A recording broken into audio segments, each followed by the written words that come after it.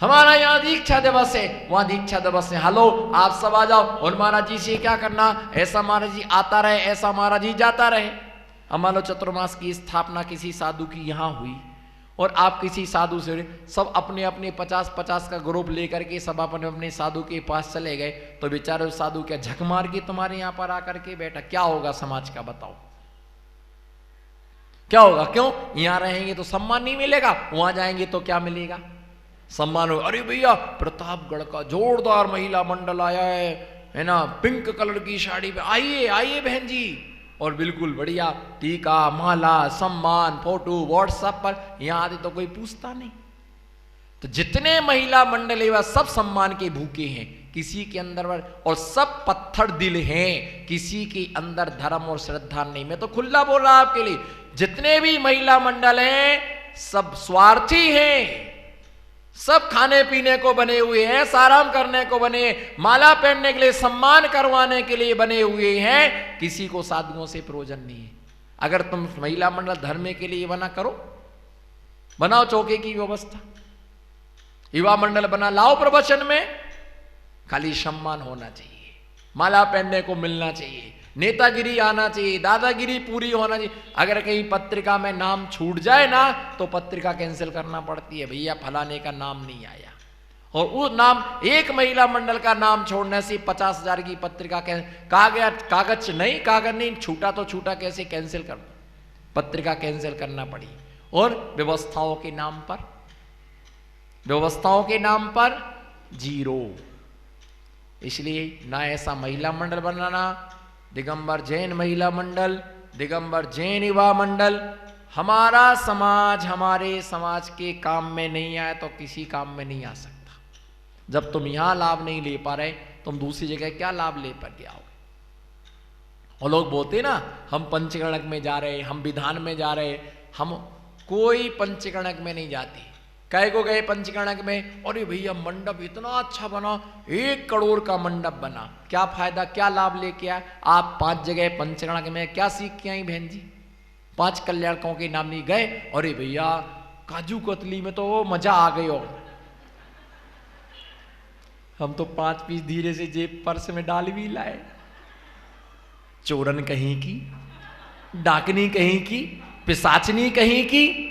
अरे क्या नमकीन बना था, क्या नुकती थी, ढोकले तो ऐसे थे, हम तो 8-10 डकारे गए। कै को गए थे? और पंचगणक के लिए गए थे। क्या देखा? मंडप देख के आए, ढोकला देख के आए।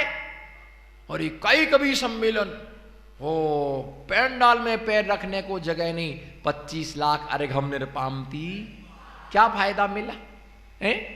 दिगंबर मुनि महाव्रतियों की वाणी सुनने से कल्याण होगा।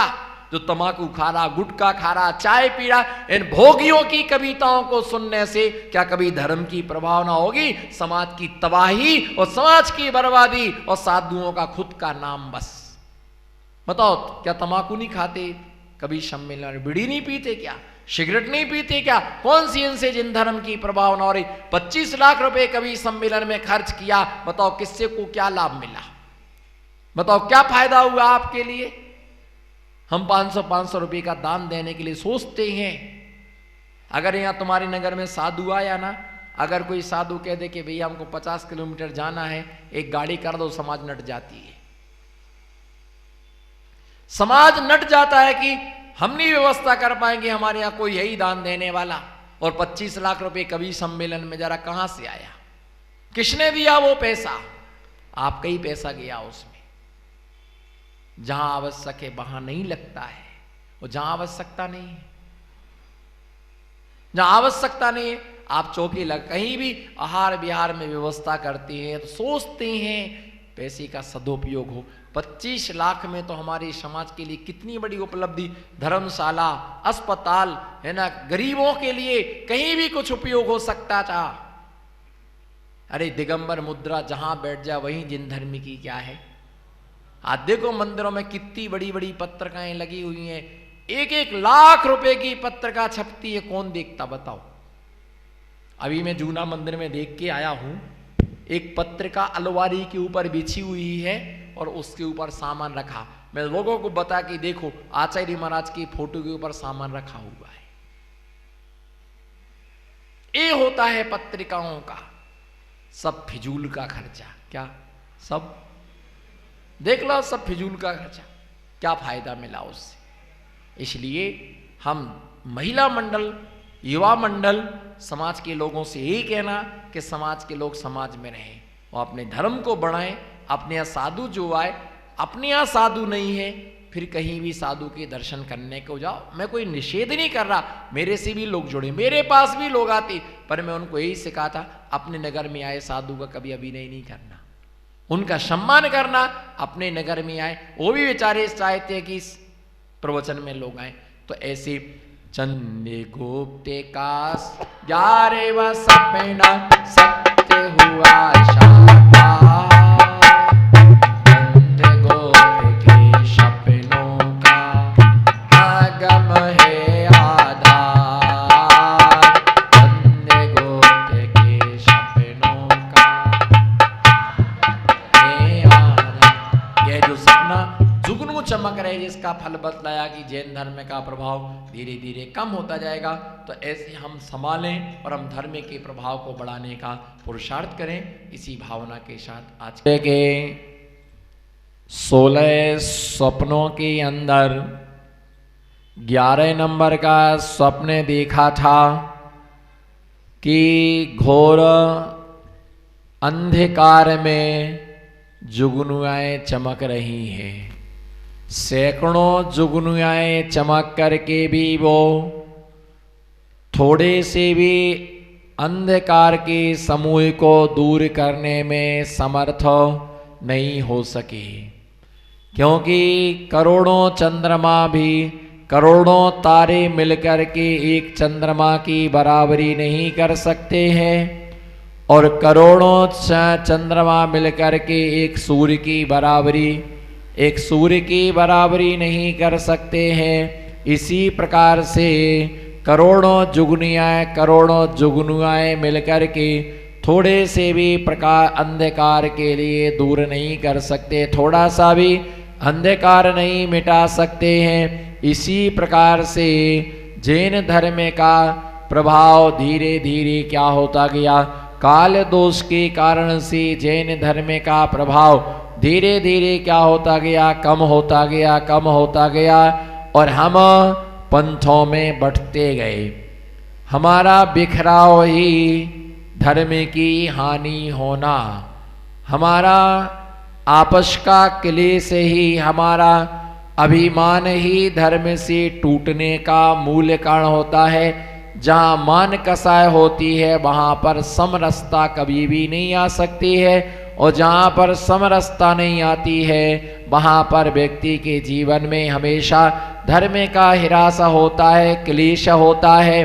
धर्म का हिरास, हम मंदिर जी नहीं आएंगे, हम पूजन नहीं करेंगे, हम चौके नहीं लगाएंगे, हम इस प्रकार से क्या है धीरे धीरे दान दातारों की, दान देने वालों की संख्या क्या होती गई, कम होती गई। पूजा करने वालों की संख्या, पूजा करने वालों की संख्या कम होती गई। मंत्र जाप करने वालों की संख्या कम होती गई। मंदिरों में भक्तांबर आदि पाठ करने वालों की संख्या है ना, पाठ करने वालों की संख्या कम होती गई। नमो सिद्धाड़म। पाठ करने वालों की संख्या कम होती गई और धीरे धीरे संख्याएं क्या होती गई, कम होती गई। और धर्म का क्या होता गया, पहले स्वाध्याय होता था, मंदिरों में बैठने के लिए जगह नहीं मिलती थी, इतने सारे श्रावक होते थे। और ये ध्यान रख कर के चलना, बहुत सारे स्थान अभी भी ऐसे हैं जहाँ पर मंदिर छोटा है। बोलो, जहाँ पर मंदिर छोटा है लेकिन धर्म करने वाले पुजारी बहुत सारे, पूजा अभिषेक करने वाले बहुत सारे हैं। और ऐसे भी स्थान है कि मंदिर क्या हो गया है, बड़ा हो गया और पुजारी कम हो गए। इतने सारे मंदिरों में भगवान विराजमान हैं। हम देखते हैं इतनी सारी संख्या में हजारों प्रतिमाएं मंदिर जी में विराजमान है, तब मालूम है, ध्यान रख करके चलना, हजारों प्रतिमाएं हैं। इससे आपने क्या अनुमान लगाया? लोग ही सोचते हैं इतने सारे भगवान विराजमान कर गए, इतने सारे भगवान विराजमान कर गए, इतने सारे भगवान है, तो पहले इतने सारे श्रावक भी वहां थे, क्योंकि बिना श्रावक के इतनी सारी प्रतिमाएं मंदिरों में नहीं हो सकते। लोग कहते हैं मंदिर में इतने सारे शास्त्र रखे, इतने सारे शास्त्र रखे हैं, कौन पढ़ता होगा? पहले पढ़ने वाले इतने सारे लोग थे, इसलिए इतने सारे वहां पर क्या रखे गए हैं? ग्रंथ रखे गए हैं। अगर पढ़ने वाला नहीं होता तो वहां पर ग्रंथ नहीं रखे जाते। पढ़ने वाले थे तभी क्या रखे गए हैं? पढ़ने वाले थे तभी ये ग्रंथ रखे गए। इतने सारी प्रतिमाएं, इतने सारे जिनालय समाज थी, तभी इतने सारे ग्रंथों की क्या हुई? रचना थी। पढ़ने वाले उस ग्रंथों को क्या करते थे?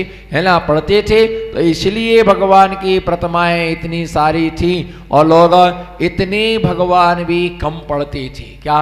इतने भगवान भी कम पढ़ते थे। लोगों के लिए हम कहाँ भी से करें, हम कहाँ पर हम भगवान की क्या करें? पूजा करें, कहाँ पर हम जिनेंद्र भगवान की आराधना करें। लेकिन आज हमारे चावल कम पड़ जाते हैं। भगवान इतने सारे हैं कि चावल क्या पड़ जाते हैं? चावल क्या पड़ जाते हैं? चावल कम पड़ जाते हैं। इतनी भगवान की प्रतिमाएं, पर धर्म की हानि हमारे मान कसाय के कारण से हुई। किसके कारण से?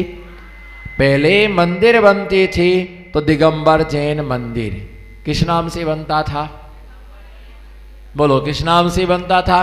दिगंबर जैन के नाम से मंदिर तैयार होती थी। परंतु अब जो मंदिर बन रहे हैं वो दिगंबर के स्थान पर जातिवाद से मंदिर बन रहे, और जातिवाद का ही इतना प्रभाव हो गया कि धर्म एक तरफ हो गया और जातिवाद क्या हो गया?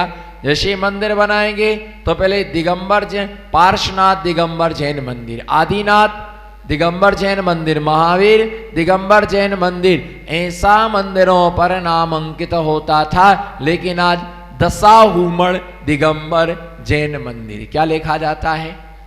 बोलो, क्या लिखा जाता है?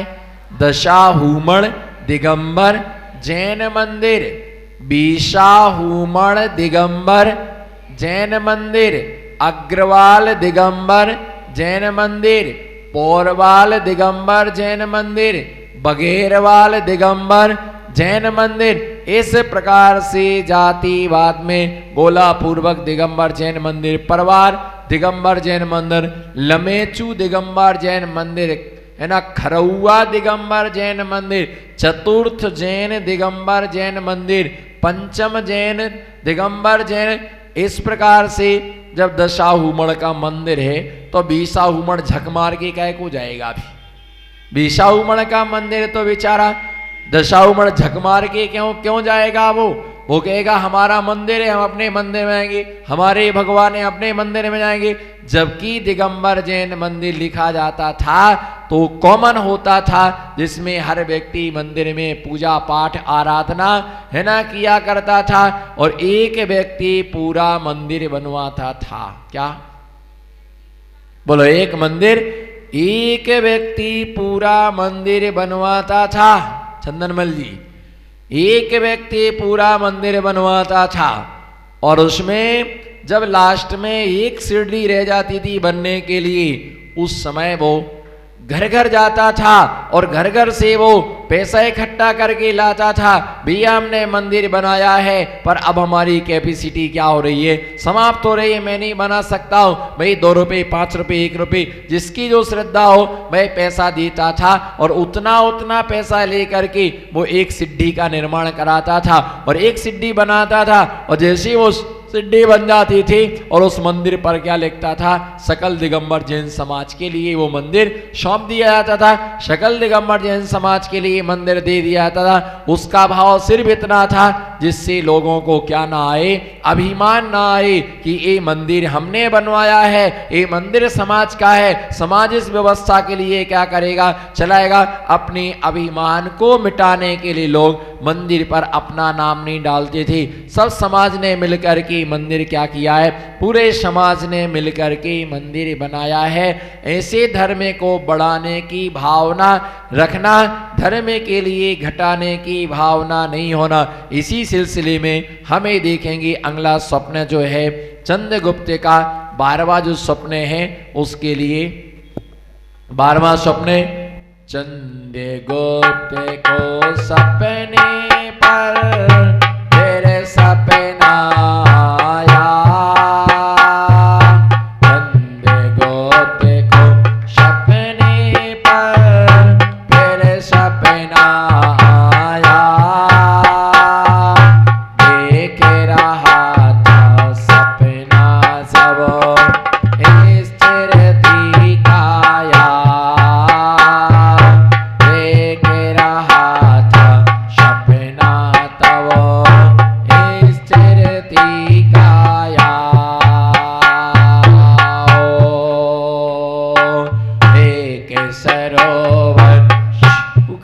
देखा तीन दिशा की ओर, थोड़ा सा जल भरा हुआ है, ओ तीन दिशा में भरा हुआ है, दिग की ओर मुनि संग का अंतिम दर्शन दक्षिण में होगा, लेकिन अंत समय में धर्म वही होगा, पंचम काल के अंत समय में धर्म वही होगा, पंच कल्याण जहाँ भी होंगे धर्म घटेगा वहाँ, आपस में ही लड़े भिड़ेंगे जिन सम्यक कहा, आपस में ही लड़े भिड़ेंगे जिन सम्यक कहा। यहाँ पर यह बताया चंद्रगुप्त का 12वां सपना, सूखे सरोवर को देखा। एक 12वें सपने में सूखा सरोवर देखा, और जिसमें बतलाया सूखे सरोवर में दक्षिण दिशा में थोड़ा सा जल क्या है, भरा हुआ है। कौन सी दिशा में, कौन सी दिशा में, दक्षिण दिशा में थोड़ा सा जल भरा हुआ है। कौन सी दिशा में, दक्षिण दिशा में। और पूरा सरोवर क्या है, चारों दिशाओं में से पूर्व, पश्चिम और उत्तर ये दिशा सूखी है।